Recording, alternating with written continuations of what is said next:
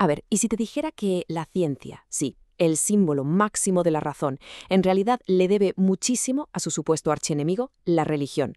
Hoy vamos a darle la vuelta a uno de los mitos más grandes de nuestra época.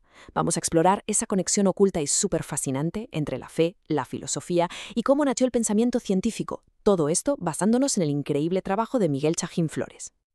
Ok, este es nuestro plan de vuelo. Primero, vamos a ver ese supuesto conflicto entre ciencia y religión. Luego, viajaremos a la antigua Grecia y a la Reforma Protestante. Después, nos meteremos de lleno en la psicología del conocimiento. Y para terminar, aterrizaremos en el misterio más grande de todos, el pensamiento mismo. Muy bien, empecemos por el principio. Orígenes, ¿son enemigos o en realidad son familia? La historia que siempre nos han contado es la de una guerra a muerte entre ciencia y religión.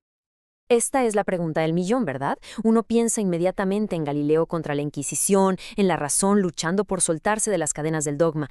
Pero, ¿y si esa historia que no sabemos de memoria no está completa? El combate clásico se ve más o menos así. En una esquina, la fe, con sus dogmas y sus creencias en lo sobrenatural. Y en la otra, la razón, con sus evidencias y su enfoque en el mundo natural. A simple vista parecen dos universos que no se pueden tocar. Y aquí es donde la cosa se pone de verdad interesante, porque este análisis nos lanza una idea súper provocadora. ¿Y si la religión, lejos de ser un freno, fue precisamente el terreno fértil, la condición necesaria para que la ciencia tal como la entendemos hoy pudiera nacer? Vale, nuestra primera parada nos lleva a la antigua Grecia, la cuna de la filosofía, claro que sí, pero también un lugar lleno de contradicciones que, curiosamente, impidieron que dieran el salto final hacia la ciencia experimental. El gran regalo que nos hicieron los griegos fue esta distinción. Fueron los primeros en decir, oye, una cosa es el episteme, el conocimiento de verdad bien fundamentado, y otra muy distinta es la doxa, la opinión de la calle, lo que todo el mundo dice. Este es el primerísimo paso para la ciencia, la idea de que no todas las opiniones valen lo mismo. Además, ellos creían que el universo, el cosmos, no era un caos, no, para nada. Pensaban que estaba ordenado por un principio inteligente al que llamaron logos. Esto es básicamente un abuelo de las leyes científicas modernas, la idea de que hay un orden ahí fuera y que nosotros, con nuestra mente, podemos llegar a entenderlo. Entonces, si eran tan listos, ¿por qué no inventaron la ciencia experimental? Pues por dos frenos gigantescos. El primero, su religión. Veían la naturaleza como algo vivo, casi divino. Ponerse a experimentar con ella, a meterle mano, era prácticamente un sacrilegio. Y el segundo, su estructura social. Para ellos, el trabajo manual, como el que harías en un laboratorio, era cosa de esclavos, algo indigno de un verdadero pensador. Así que la teoría y la práctica nunca llegaron a darse la mano. Damos un salto enorme en el tiempo hasta un momento que lo cambió todo. La Reforma Protestante no fue solo un lío de curas, fue una verdadera revolución cultural que, casi sin querer, le preparó el terreno a la ciencia moderna. Fíjate en esta línea de tiempo, es que no puede ser más clara. En la Edad Media la razón era una empleada de la teología. Llega la Reforma en el siglo XVI y ¡zas!, rompe el tablero, separa el mundo de Dios del mundo de los hombres, y es justo en ese nuevo espacio, en ese hueco que se crea, donde un siglo después florece el método científico. Y aquí viene lo más alucinante. Ciertas ideas protestantes, sin buscarlo, crearon la mentalidad científica. Al separar lo secular de lo divino, le dieron permiso a la razón para operar por su cuenta. Al decir que el trabajo duro glorifica a Dios, de repente, ser un técnico o un artesano ya no era algo de segunda clase. Fomentaron el pensamiento individual y crítico. Investigar el mundo natural pasó de ser algo sospechoso a ser casi una obligación religiosa para entender la obra del Creador. Ok, ya vimos la historia. Pero ahora vamos a bajar un nivel más, a meternos dentro de nuestra propia cabeza. Porque, como nos dice Chajín Flores, la ciencia, al final del día, es algo que hacemos los humanos, y por eso nunca es tan pura y objetiva como nos gusta pensar. Ojo a esta cita porque es una bomba. Lo que nos está diciendo es que la razón no es solo una linterna para encontrar la verdad. Muchas veces es más bien un abogado muy listo que contratamos para justificar lo que ya queríamos hacer de antemano, sobre todo cuando queremos romper las reglas.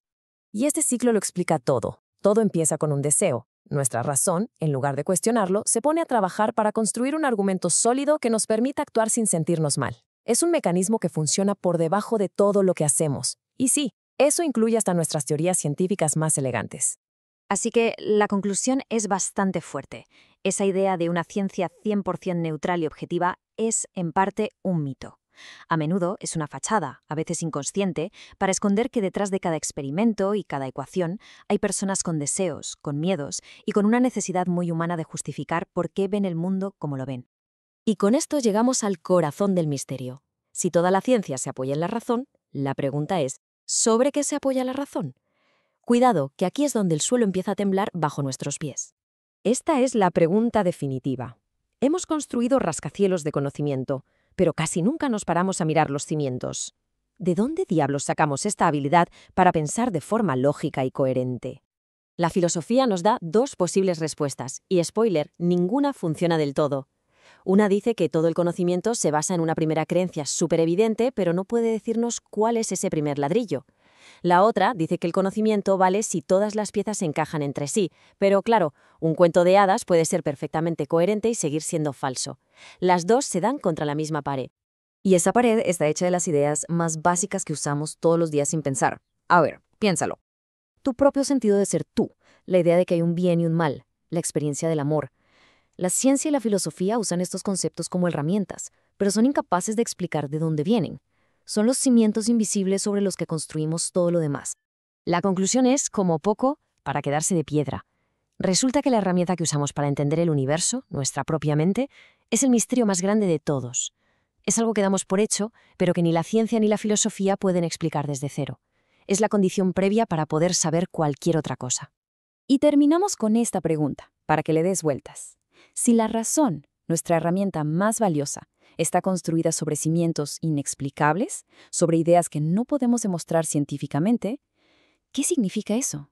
¿Qué es realmente saber algo? Quizá esa línea que dibujamos entre la fe y la razón nunca fue tan nítida como nos hicieron creer.